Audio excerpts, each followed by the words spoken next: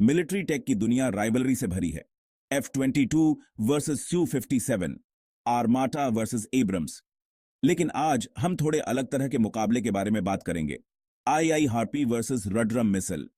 ये आपके typical fire and forget missiles नहीं हैं। ये स्पेशल हथियार हैं जिन्हें दुश्मन के राडार को खोजने और खत्म करने के लिए बनाया गया है। इन्हें मिसाइल की दुनिया का निंजा समझो, जो चुपके से दुश्मन के एयर डिफेंस की आंखें और कान निकाल लेते हैं। यह क्यों जरूरी है?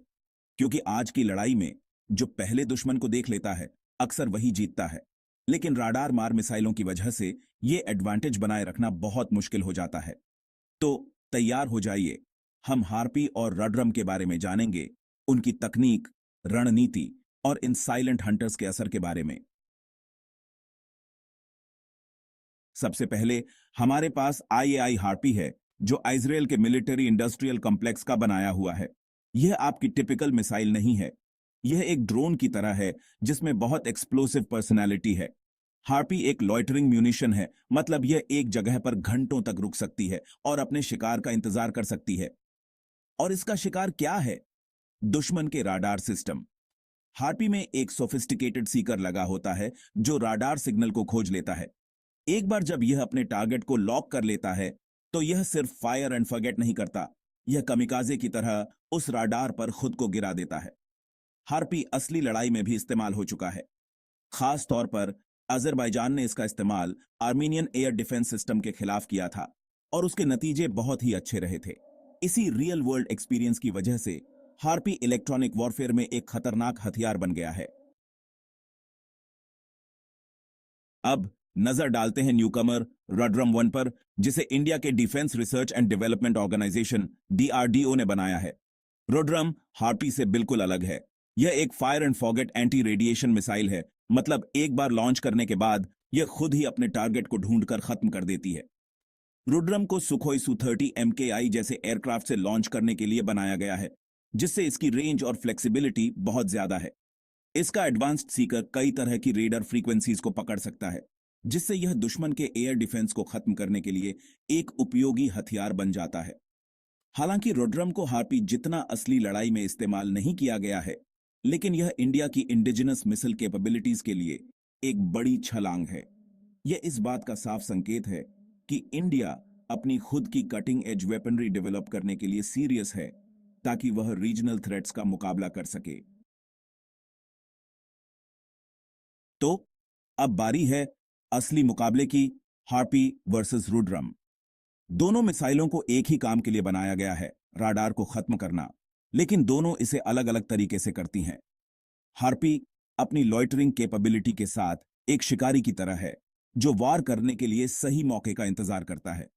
यह suppression of enemy air defences SED missions के लिए आइडियल है, जहां आप दुश्मन को कंफ्यूज करके रखना चाहते हैं। दूसरी तरफ रुड्रम एक हिटमैन की तरह है। आप इसे बताते हैं कि कहां जाना है और यह जल्दी और एफिशिएंटली काम पूरा कर देता है। इसकी फायर एंड फॉरगेट कैपेबिलिटी इसे तेज लड़ाई में एक वैल्यूएबल एसेट बनाती है, जहां स्पीड बहुत मायने रखती है। तो कौन सा बेहतर है? ज्यादातर चीजों की तरह यह सिचुएशन पर निर्भर करता है। हार्पी की लॉइटरिंग कैपेबिलिटी इसे स्टेल्थ और परसिस्टेंस में एज देती है, जबकि रुड्रम का फायर एंड फॉरगेट नेचर इसे डायनामिक कॉम्बैट सिचुएशंस के लिए ज्यादा अडेप्टेबल बनाता है। हार्पी या रडरम को डिप्लॉय करने का चुनाव सिर्फ टेक्निकल स्पेक्स के बारे में नहीं है, यह स्ट्रैटेजी के बारे में भी है। सोचिए कि आपको एक बड़े हमले से पहले दुश्मन के एयर डिफेंस को क्रिपल करना है। यहां हार्पी काम आता है। आप इन रोबोटिक रोग्स के एक झुंड को दुश्मन के इलाके में भेज सकते हैं, जहां वे राडार के चालू होने का इंतजार करेंगे और उन्हें एक एक करके खत्म कर देंगे। अब एक अलग सिचुएशन की कल्पना कीजिए, एक तेज हवाई लड़ाई जहां आपको दुश्मन के surface to air missile SAM site को न्यूट्रलाइज करना है, जो आपके साथी पर लॉक हो गया है। यहां रुड्रम काम आता है। एक फाइटर जेट एक सेफ डिस्टेंस से रुड्रम फायर कर सकता है और खुद को खतरे में डाले बिना SAM साइट को खत्म कर सकता है। कहने का मतलब यह है कि दोनों मिसाइलों की मॉडर्न बैटलफील्ड में अपनी जगह है। हार्पी सीड मिशंस के लिए एक गेम चेंजर है, जबकि रडरम किसी भी एयरफोर्स के आर्सेनल में एक पावरफुल वेपन है। IAI हार्पी और रडरम मिसाइल एंटी रेडिएशन वेपनरी की कटिंग एज टेक्नोलॉजी को रिप्रेजेंट करते हैं।